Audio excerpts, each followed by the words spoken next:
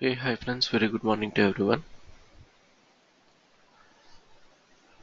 So, last class we were discussing about explain plan and how to generate that, and we started uh, reading out the explain plan, how to understand the explain plan and all.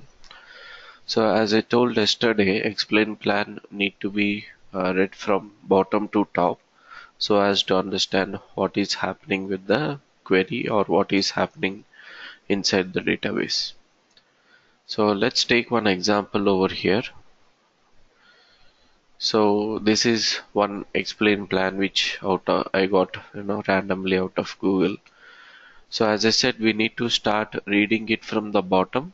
Here if you look at, there are sequential ID numbers, so ending with 6. So we need to start reading from 6 and we need to go till 0.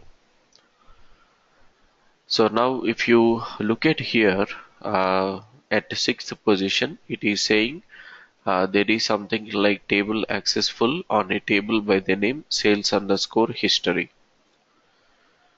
So obviously table access full means Oracle is trying to retrieve entire data from the table.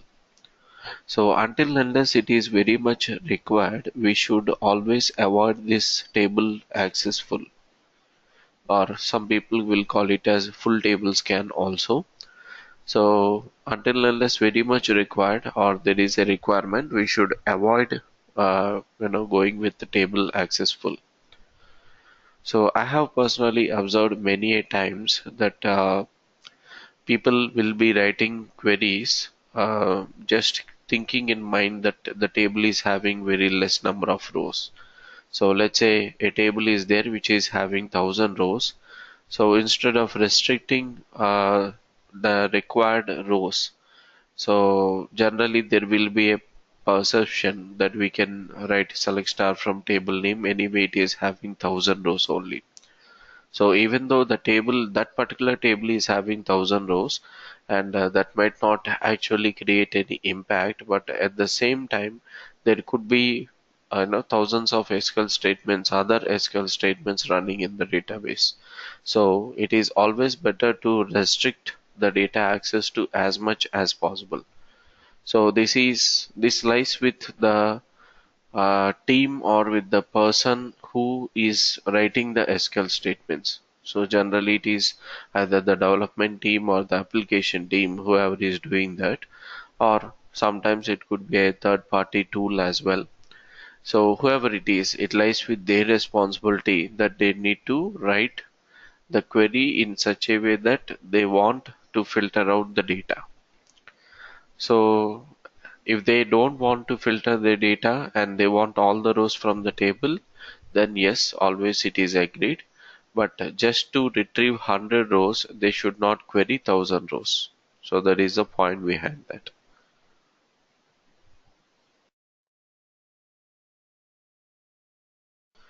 So here, also it is happening.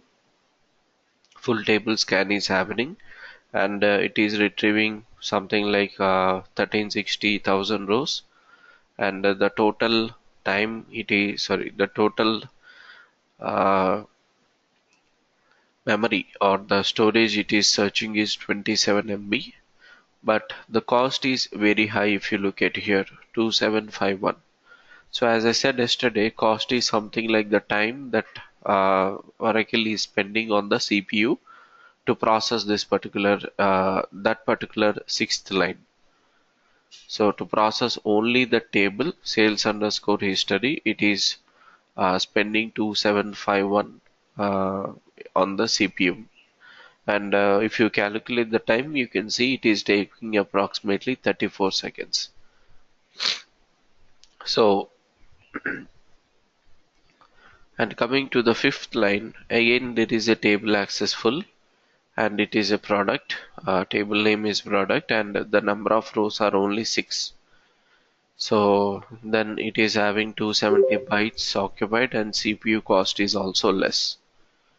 Then some sorting is happening. Again, it is accessing another table by the name customer, which is also having less number of rows.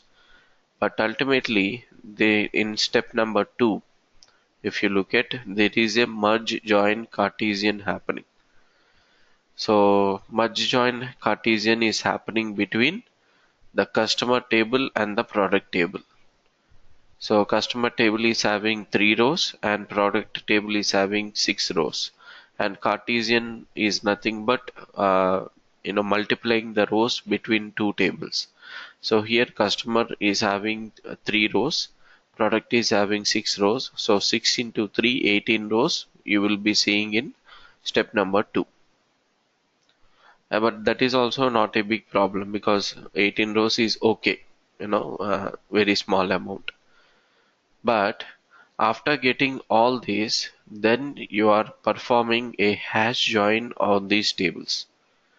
Means whatever the data that we got from step number 6, and then whatever the data we got from step number 2, then we are performing a hash joining based on that, and where it is coming out as 1020,000 rows. In step number 1 you can see that, and 72 MB is the space that Oracle is retrieving, or it is the number of bytes that Oracle is reading, and the cost also you can see it is 2765. So if you look at this, which can be changed, like what can be changed here? Definitely, as I said, the thing that can be changed is the full table scan, especially with the table which is mentioned in step number 6, because it is having huge number of rows. Instead of retrieving all the rows from the table, if it is possible, then you might need to go ahead and filter the rows by adding some where conditions.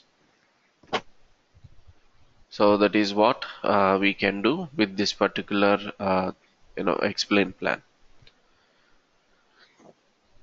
And on the top, one more thing you need to observe is plan hash value, where I am highlighting right now. And you can see some 8 or 9 digit unique code is there. So what is that plan hash value is nothing but plan ID. So you know that whenever optimizer is performing its task, I told you optimizer will generate many plans, but it will choose the best one based on time and cost. And whatever, suppose optimizer assume it has generated 10 plans. So for each and every plan, optimizer will give one separate plan ID. So which is a unique number. So that plan ID, we are going to call it as plan hash value. So that is one more thing that you can remember out. So one very important thing that we need to understand is this one. So optimizer may deviate from the best execution plan sometimes, depends on the resources availability. So as I said, even though optimizer generates execution plans, and out of the generated plans it will choose that so and so plan is the best one, but it doesn't guarantee that optimizer will follow that plan only. It may deviate from that plan and it may go ahead and choose another plan because of the resources availability. So this could be also the reason why performance issues will occur. So that's very important. One more point that we need to remember.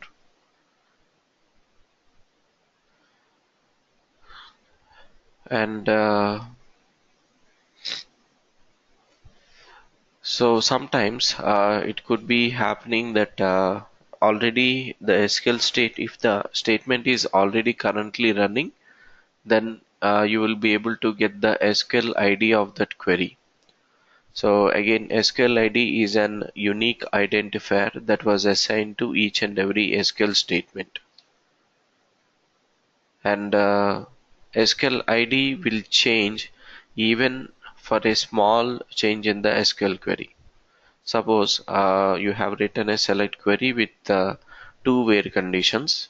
Then there, when you execute that query, Oracle will generate one SQL ID for that. And once you have added one more where condition to that particular SQL statement, so then now the conditions has become three. So in that case, Oracle will treat that as a new SQL statement instead of treating it as an old SQL statement with extra condition. Means the when you run the statement with extra where condition, that will have another SQL ID. So each and every SQL ID will be different. So generally SQL IDs will be in hexadecimal representation as you are seeing here, for example.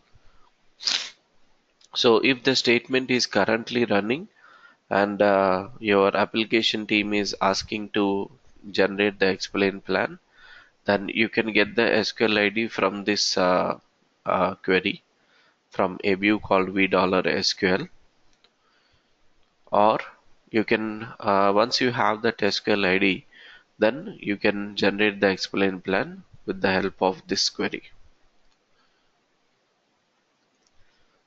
This is when the statement is currently running.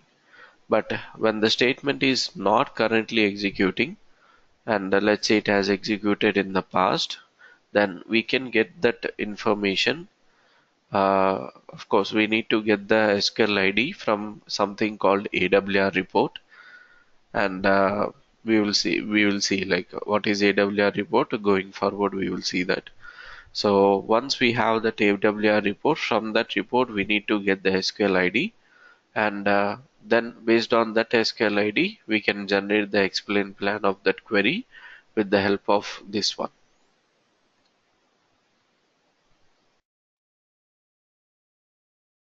So only difference that you would be observing is the procedure. So here we are using display cursor procedure, which means the statement is right now there in the cursor. Cursor is nothing but the memory area. Whereas here display underscore AWR is the AWR report, as I said. And there is one very nice article which explains about this explain plan. So you can just go through this URL in order to understand how in more detail like what is explain plan can be and all. So this is a very important point. Once again I am reiterating that that optimizer always will have the chance that it can go and deviate from the original explain plan what it has decided. Now here you will be hearing about two other things as well. So one is called SQL profile and another one is called SQL baseline. So SQL profile will have certain information which will help optimizer to choose the best plan. As I said, optimizer will generate, if optimizer generated 10 plans, after that, as I said, it will choose one plan as the best one. So how optimizer is choosing that one plan as the best one is based on the information provided by something called SQL profile. Just like day before class we discussed about statistics of the table and how they are important. So just like how statistics are important for a table to generate the best plan, similarly this SQL profile information is helpful for optimizer to choose the best plan. So if SQL profile is not there, by default it will be there. If it is not there, then we might need to create one manually with the help of some commands, but 900% it will not be the case. Why? Because as I said, SQL profile by default will be there. And next we have something called SQL baseline. Now, as I said, if optimizer has generated 10 plans, and it chooses some plan as the best one, and because of some reason if that plan cannot be taken into granted, then optimizer will go for another plan. So to give an example, let's say it has generated 5 plans. Now, assuming it has chosen plan number 2 as the best one, but as I said, due to some resource availability or whatever, it cannot be executed. So what optimizer will do in such cases, it will go with second best. So let's assume plan number 3 is the second best plan. But let's say due to any other reason, this cannot be executed. Then it will go for the third best plan. So let's say plan number 5 is the third best plan.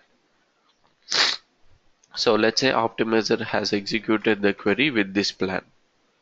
Now next time what Oracle will do is, or when this has been done, Oracle will create a combined group of these 3 plans. So it will take all the 3 plans and it will group them together, and which we call it as SQL baseline for that particular SQL statement. And even SQL baseline will have some unique number defined. So from the next time when the same query is being executed, because this SQL baseline contains 3 plans, automatically optimizer need not generate other plans. So next time it doesn't need not to generate plan number 1 because that is nowhere used in the past, and it does not need to generate plan number 4 also because that is not used in the past. So SQL baseline is something like what happened in the past. Based on that, it is going to store the SQL plans for each and every SQL query, so that from the next time onwards, Oracle can choose only between this plan number 2, 3, and 5. It doesn't need to bother about plan number 1 and plan number 4. So this is called as SQL baseline. And as I said, the information that is required to choose out of these 3 is called as SQL profile.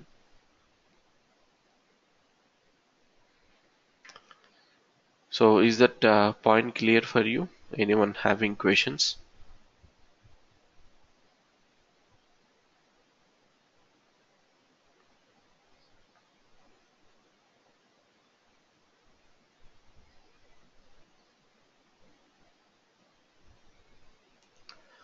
Okay. So if one more advantage as a DBA what we have is, if you are using something called Enterprise Edition, and in Enterprise Edition, if your company has purchased license for a component called Diagnostic and Tuning Pack, then you can use something called SQL Tuning Advisor, which has been introduced from Oracle 10G onwards. So this SQL Tuning Advisor is going to tell you or give you the recommendations about your SQL plan directly. So how much straight away? So here I use the word straight away because of the reason that the recommendations will be in such a way that it will directly tell you that you need to create this index, or you need to remove this index, or you need to add this where condition. So, or you need to collect the statistics on this table. So like this, it will give you, recommendations here, or it may ask you to choose a different SQL profile. So all that will happen with the help of this SQL Tuning Advisor. And then I have given commands on how to execute this tuning advisor. So like like if you know the SQL ID of, or and if the statement is currently running, then you can use this particular code in order to generate the tuning advisor. Or if the statement is already executed, then as I said, you need to generate it from the AWR report. So I will tell you more about AWR report later. Or you don't know the things, but you know the SQL query. So then manually, if you know the statement, SQL statement, then you can mention that statement here. Then you can generate the things with the tuning advisor. So let me just show you what kind of recommendations that it may give.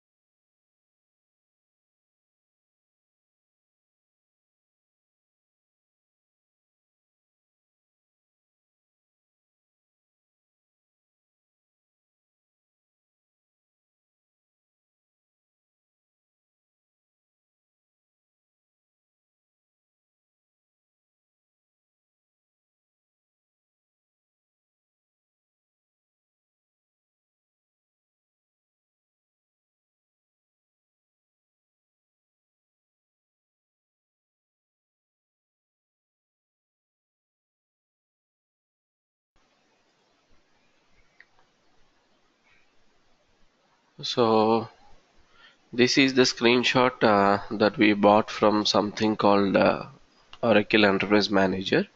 But it will be same kind of recommendations that we get from the query as well.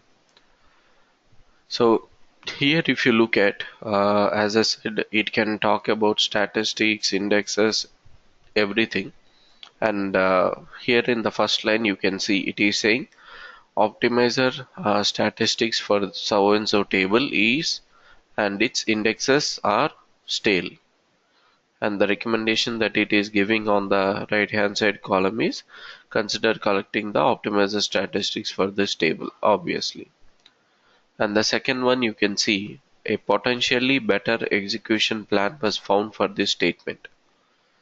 So whatever the execution plan that was executing right now is not good, and Oracle has identified a better profile. And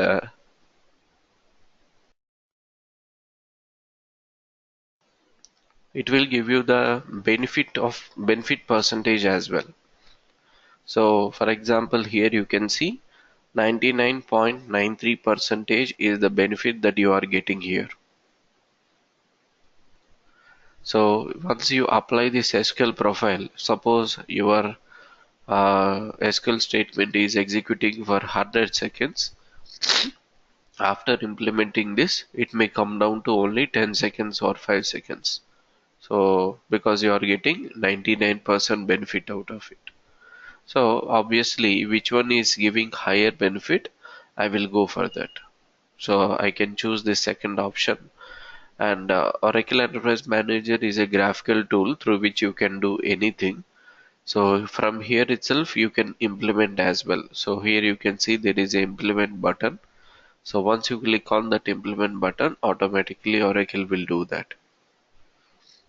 Or if you want to see what is that new plan, what is the changes in the plan, so here you can see that one as well.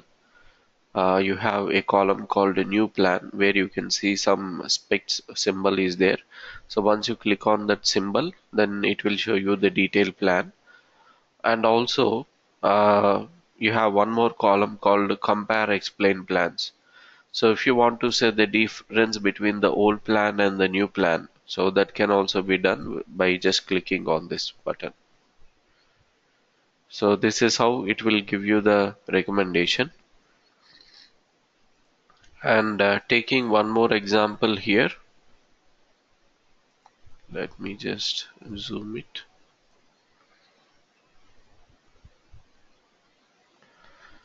So here you can see it is also through Oracle Enterprise Manager, where it is saying that so and so table was not analyzed, and it is asking you to collect the statistics. And the second recommendation it is saying is the execution plan of this statement can be improved by creating one or more indexes. And here it is showing 97% benefit is there. So once you select that second option and implement, automatically Oracle will create the indexes for you. Or if you want to see the details, again you can click on this new explain plan symbol, wherein it will show you the details what index need to be created and all. So the good part is even it will tell you on which column you need to create index. So you don't require to worry about anything. It will give you the column name also, and even it will give you the create command as well. So directly it will give you create command, just you need to copy and paste to create the index. That's it. So that much level that it will go in order to give the recommendations.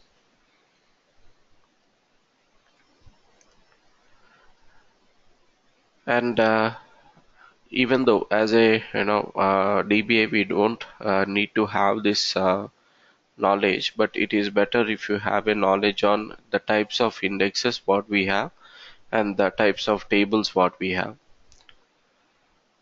So generally the indexes whatever we are using will be mostly the B tree indexes, where the in the index the data will be stored in the format of a tree. So let me show you that one.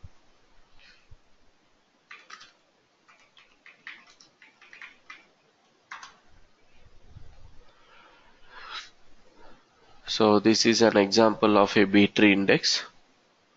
So the data will be stored in the format of tree. So on the top you will be having a root value, which is generally a mid value of your indexed column.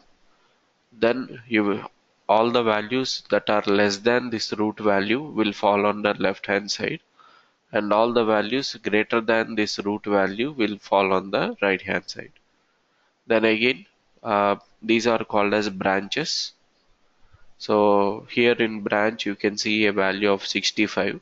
Again values less than 65 will be falling on the left hand side, and values greater than 65 will fall on the right hand side. Similarly on the other side as well. So this is called as a root, and then branches, and finally leaves. So that's the general terminology that we use. So this is how when you create any index, the data will be stored. But apart from this is the default index that Oracle will create. But this is applicable or suitable for high value columns. But there will be some columns which will be having less number of values. Like for example, gender or what I say, any other such columns like locations. So there will be some less number of values. So in such cases, we go with something called bitmap index. So bitmap index will be represented with this. For example, so here they are storing the information about the state.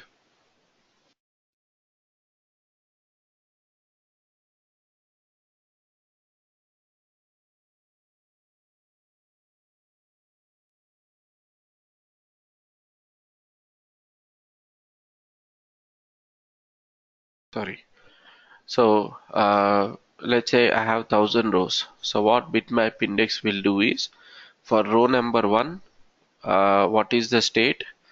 Only that particular value, like wherever this rows are having the value of CA, those rows will be marked as 1, and the rest of the rows are marked as 0. So which means that value is present in row number 3.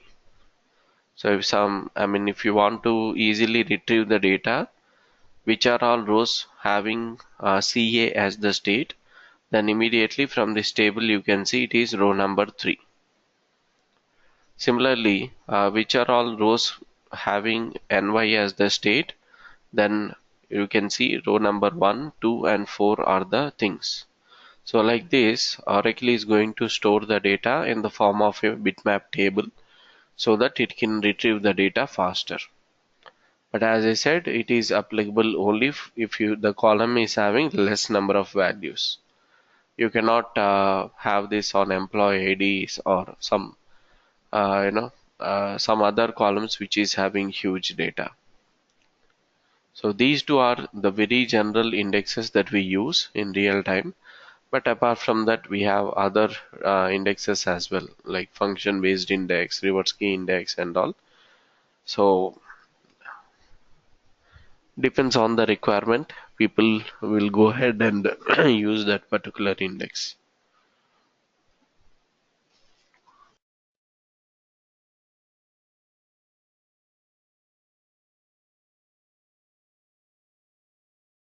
So similarly, we have different types of tables. So one is called general table, that is the regular one which we know. And then we have a cluster table. Cluster table is something like a common column which you are sharing between multiple uh, tables. So let me give you an example to that. So anyone having questions?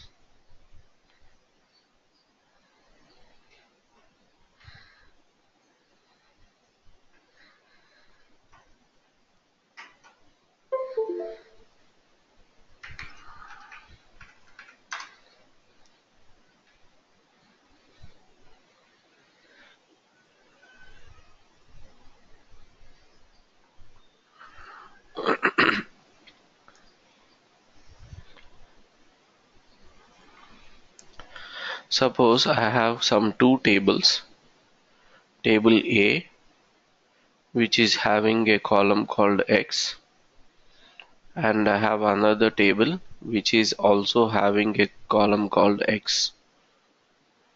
Or let's take an example of location, a column called location where I am going to store that information.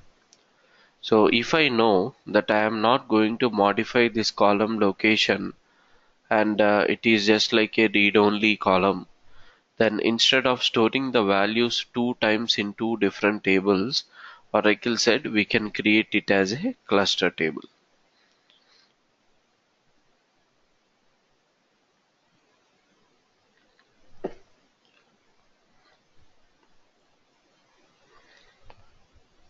So basically cluster is nothing but shared location. So here we are storing that we are going to make a cluster, we create a cluster and we are going to store that column in that particular cluster, and we are assigning that cluster to both table A as well as table B. So as I said already, this is applicable only for read-only columns. So after you assign this, if table A or table B want to modify the data inside this column, then it is not possible. In that case, again, we need to break the cluster. We need to create individual columns on the tables and then we need to modify the data. So this is just to save the space. Oracle has this concept, but most of the times, until unless the column is very huge, you will not observe cluster tables in real time. And then we have index organizer table. So just now we saw like a B-tree index, how it will store the data. So instead of storing the index in such format, if the rows itself are stored in such format, then we call that as index organizer table. So in index organizer table, rows itself will be stored in the form of tree.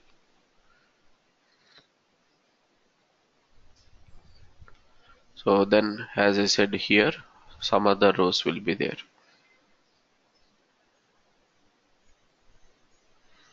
So if we have storage like this, then we call this as index organizer table. The advantage is because you are storing the data itself in the form of index, the retrieval will be faster. The data retrieval will be faster.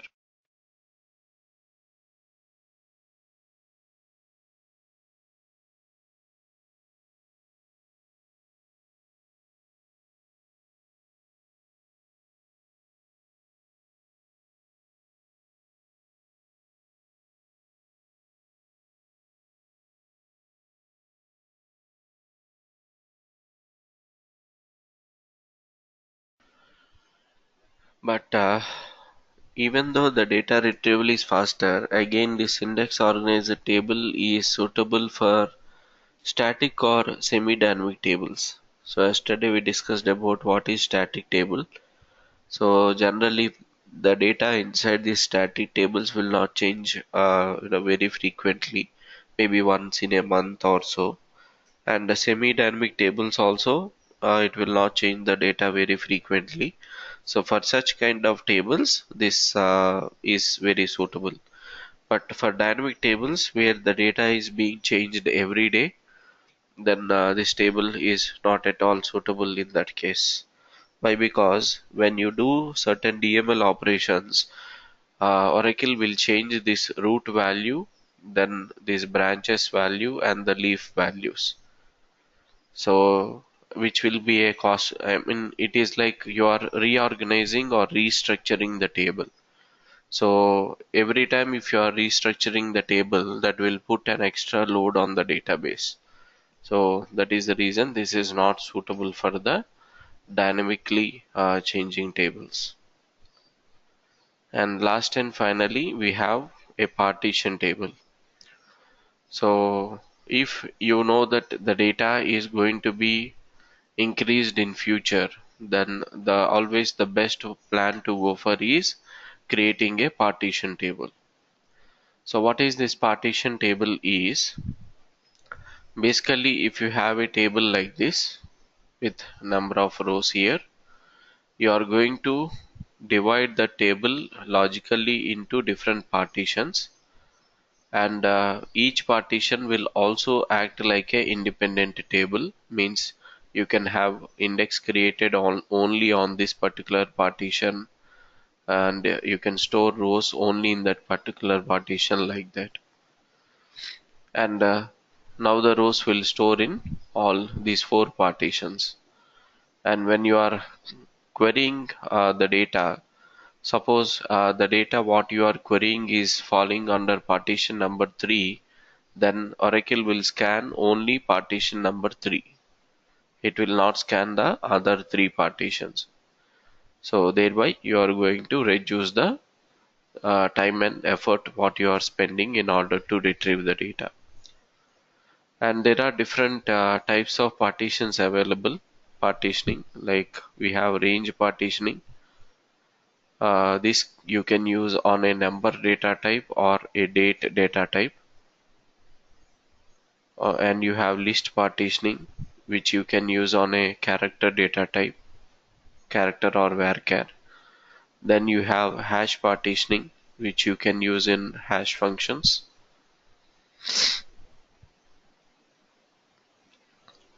Then Oracle provides you subpartitions as well, partitioning and subpartitioning. So which means if you have this main partition, again you can divide this into multiple subpartitions. So again that subpartitioning can happen in different combinations. Like main partition you can have range, and the subpartition also you can have range, or main partition you can have range and subpartition as a list, main partition range and subpartition hash, or then different combinations, list range, list hash, again hash, so all such things. So to give an example, suppose I have a table by the name sales, and every day when the sales are happening, I am going to record that information in the database. Or let's take an example of a mobile operator. So daily they are going to accommodate new SIM cards, or so much of transactions are happening per day. So they want to record that information into a table. Obviously, you can assume that table size will keep on increasing very huge day by day. So what we can do is we can divide the table. Let's say the table name is sales. So we can divide the table into multiple partitions. So how we are going to divide that partitions is pretty much important.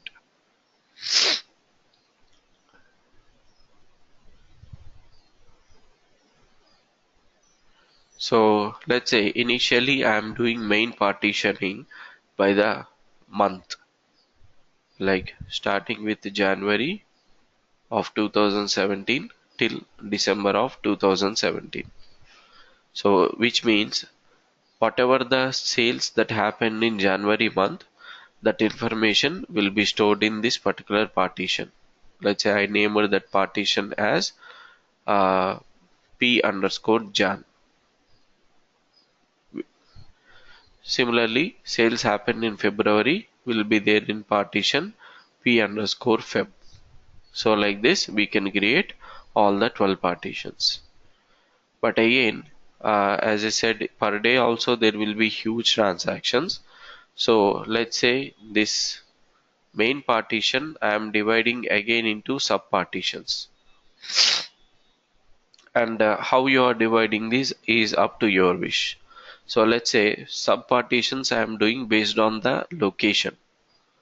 So entire let's say AP one, like I'm taking based on state. So each state, there is a partition here.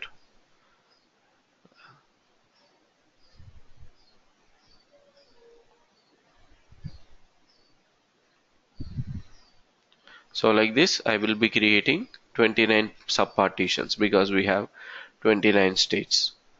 So when somebody is trying to retrieve the data from particular state on in January month, so let's say management want a report to generate, then you don't need to search January partition, or you don't need to search this entire table, and you don't need to search all the 28 other partitions. Only you can search 29th partition, or any, I mean to say, like one partition out of 29, so that you can pull out the report from that. So basically you are with this partition table, you are sorting out the data, and you are restricting your searching to particular portion of data so that it will be retrieved faster.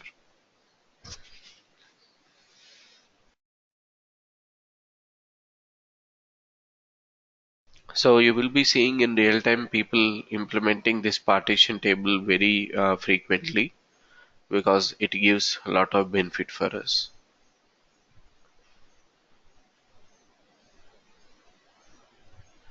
Then we can also gather the details of the execution. So, and we can generate something called tracing. So TK-Prof report. So this is basically you are tracking down what is happening with the session, and then you are able to generate a report out of that. So nowadays we are not using this because of the reason that most of the environments will have SQL tuning advisor. So but if you want to just go through about it, I have given a URL for you.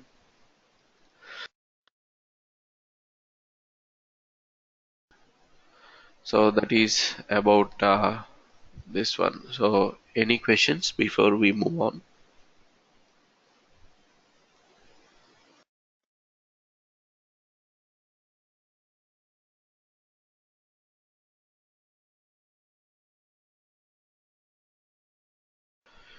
Okay.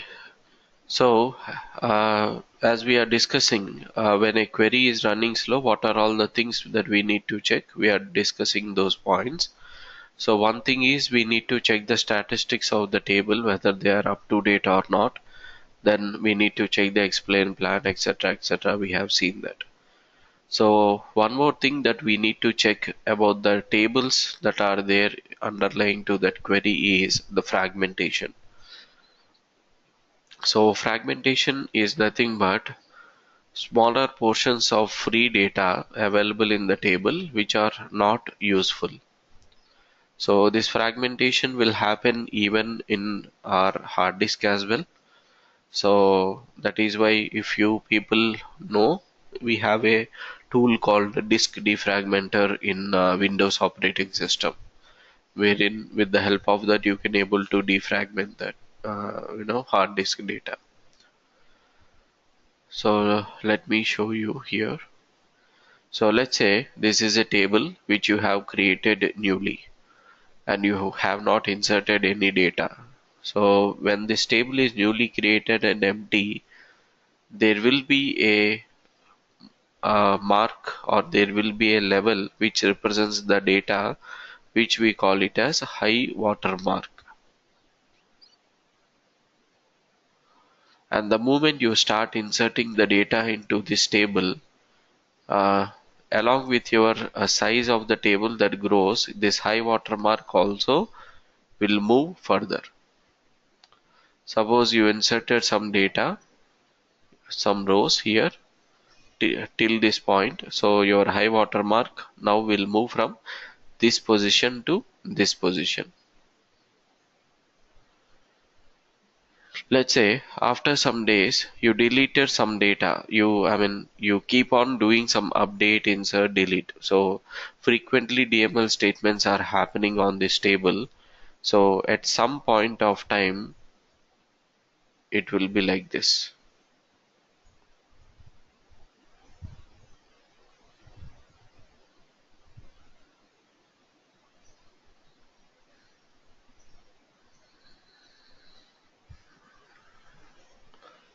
So this is your high water mark. So here if you look at, because you keep on inserting and deleting, when inserting, Oracle will keep on going or expanding the table size, but when you delete the rows, Oracle will not shrink the table. Means here you are seeing some unused space here. So these spaces are nothing but the free space that you got after deleting the rows. So, but unfortunately, Oracle will not be able to use this free space, and it will still consider that as a user space only. So to avoid, so this is called as fragmentation. So the problem with fragmentation is number one, space wastage. As you are seeing, you have some free space, but you are not utilizing that. Number two, that if at all you want to scan this table, it will take more time. The time taken to scan the table. So here, even though it is a free space, as I said, for Oracle, it will still consider as the user space.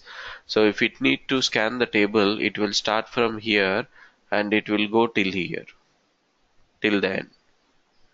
So it doesn't, even it will scan the free space. So accessing or scanning free space is, is waste of time. It is not required. So that is the reason we need to go ahead and perform the defragmentation on the tables. So usually, as per the experts' recommendations, we say once in every 6 months we need to perform this defragmentation activity in especially DML or OLTP environments. So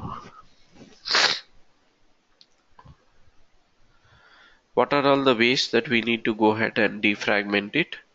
So from versions, the things have been changing. In 9i, we use it to do export, import, and something called move table.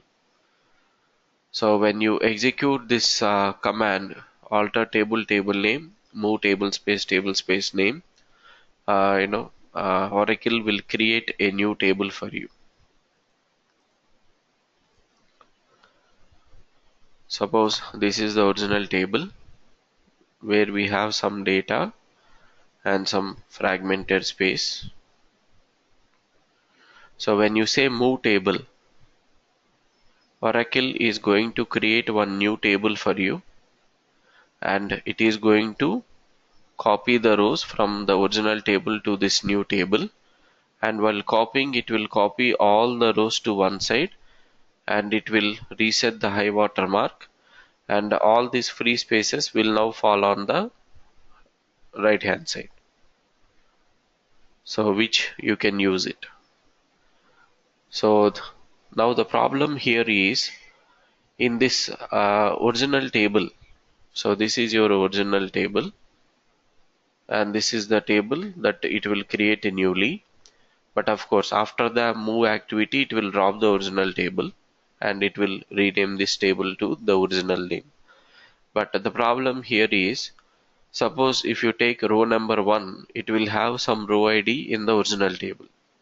So let's say the row ID is 1, 2, 3, 4. When you copy the same row to a new table, the row ID of this row will change to something else. Then whatever the index that you have created on this table, indexes are generally created based on row ID. So suppose I have some index by the name IDX1, so which is created based on the row IDs.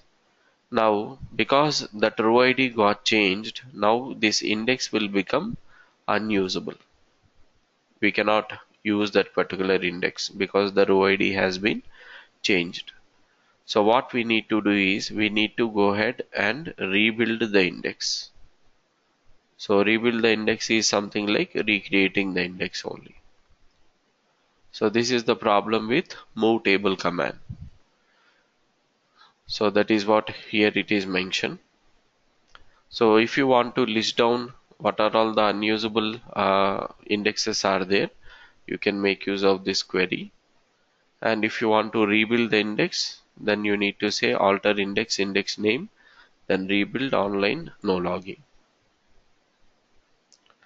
So when it comes to 10G or 11G, of course export import is there, or you can use EXP, DP, IMP, move table is also there, but you have the latest concept called shrink compact. So here what you will be doing is, instead of moving a table within the same table, you are going to shrink the space. So which means if this is your original table,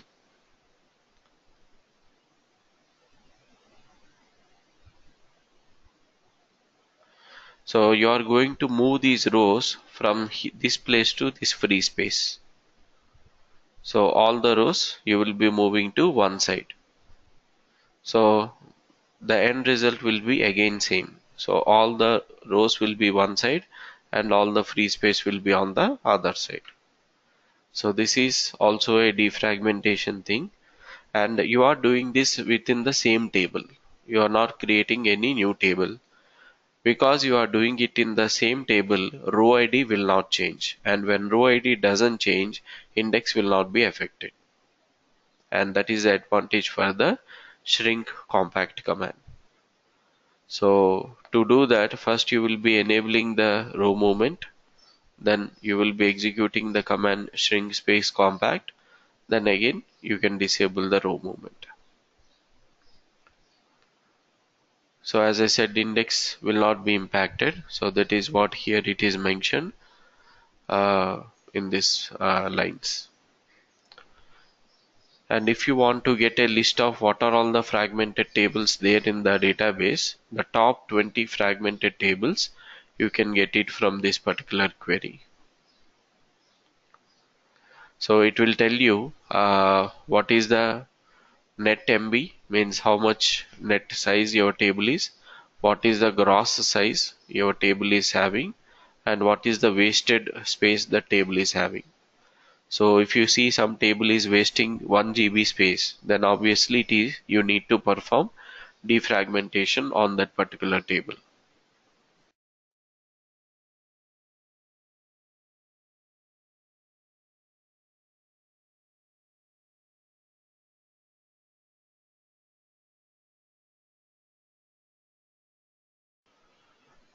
So, anyone having questions?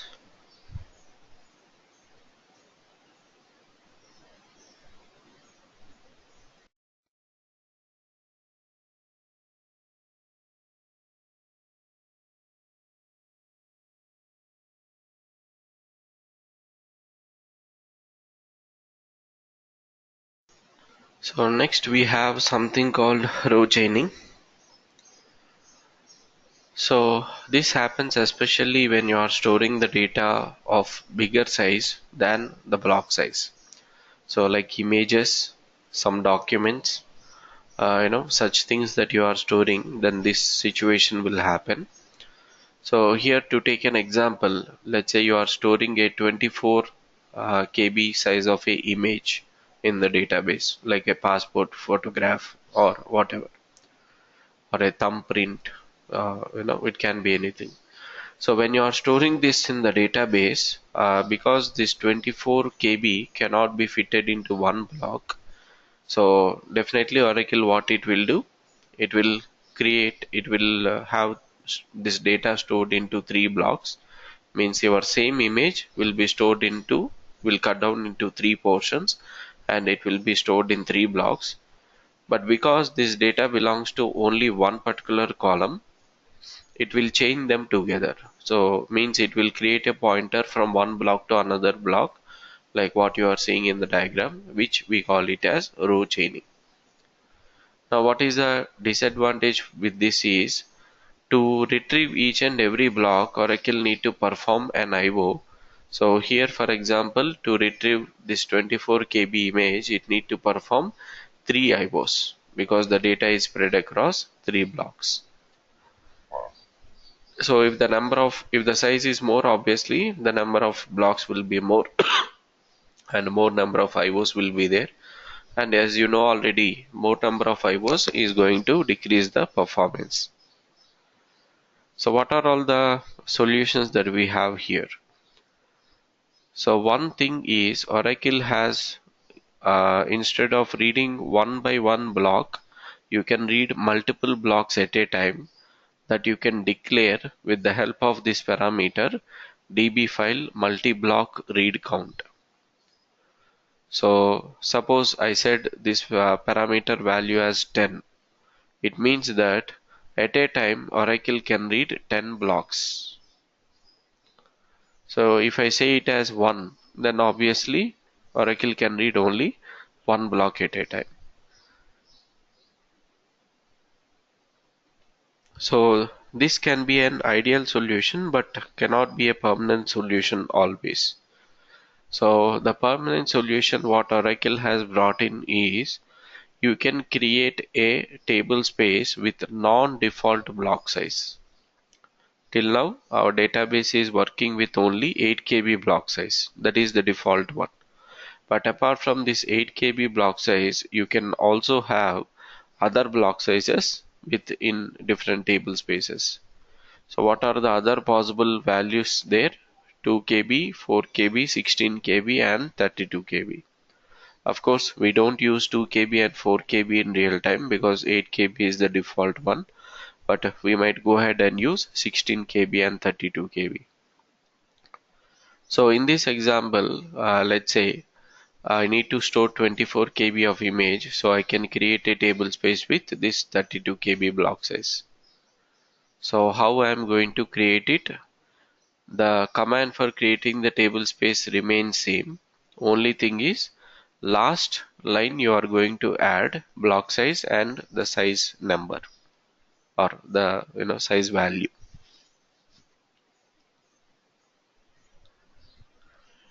And when you have 16 KB table space, obviously your existing buffer cache will not support that, because existing buffer cache will support only 8 KB blocks. So because of the reason, you need to create a separate buffer cache, so which supports this 16 KB block size, and for that you are going to use this command. So we are going to say db underscore 16k underscore cache size is equals to 100 MB. So we are going to allocate 100 MB size to that 16 KB buffer cache, So all the blocks which are having 16 KB as the size will now do their transactions with the help of this buffer cache. So when I say buffer cache, again this will have both the LRU list as the write as well as the write list. So it will behave just like a normal buffer cache only. So that is what row migration is. Sorry, row chaining means. But when comes to real time, people will go for some other solution called B file. So binary files. So what they will do is they will store all the text data in Oracle table, and they will store the images in a particular directory. So let's say I have a Unix server. So what they will do is in a particular bound point, they will create some directory.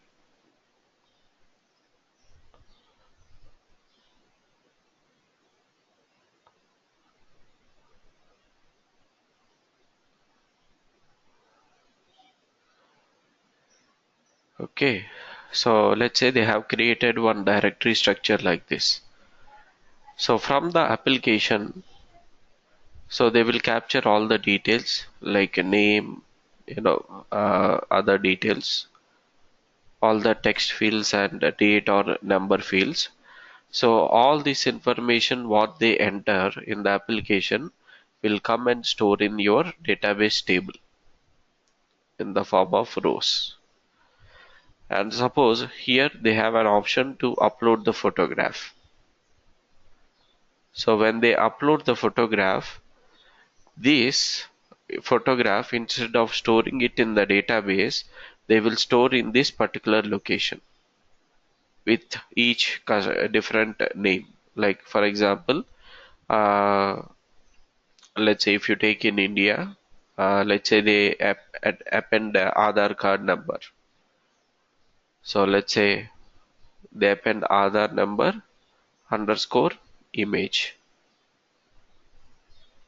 Let's say with JPG format or whatever it is. Or if it is some other country like US, they might store with SSN number. So like that, they will be storing that information in this particular location. And what they do is they will create a pointer for this location in this table. In this table, there will be a column called photo, but in that photo, they will not store image. Instead, they will store the location. For example, for one customer, they will store the location like this: customer underscore images slash, let's say some number. This is the Aadhaar number, let's say, dot JPG. So when somebody is trying to retrieve the data, the text data will be retrieved from table, and the image, because you mentioned the location, Oracle will go to this location. It will access that particular image and it will give it that image to the application. So that is the reason you will not be able to retrieve LOB objects through SQL Plus. With photographs or files and all, if you want to retrieve, you need to retrieve only through application.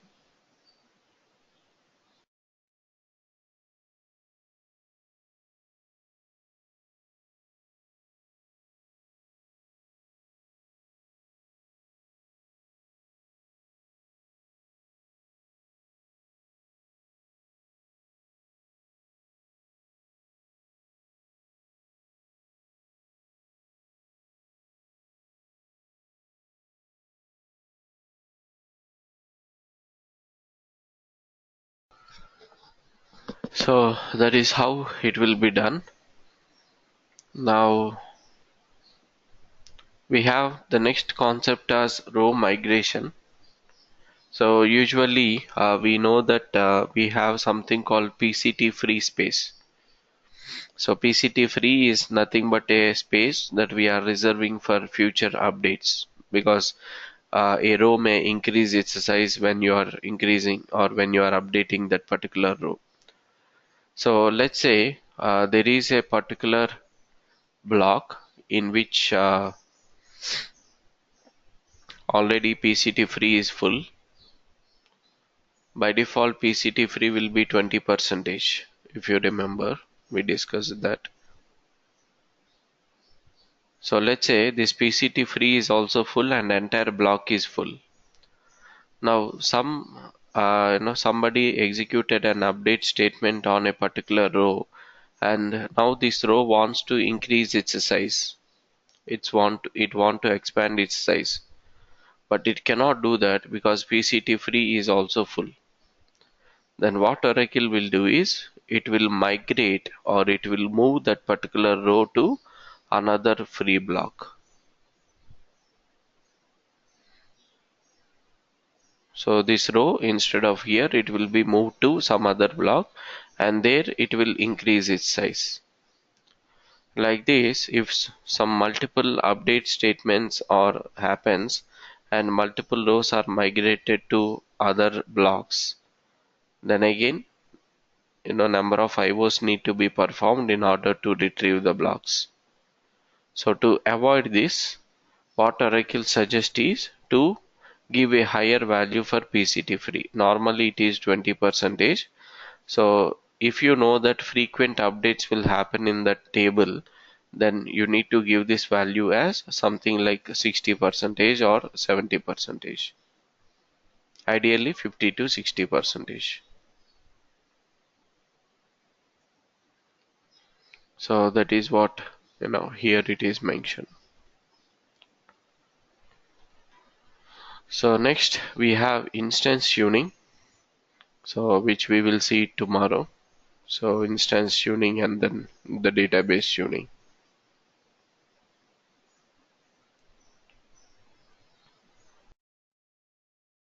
So anyone having questions?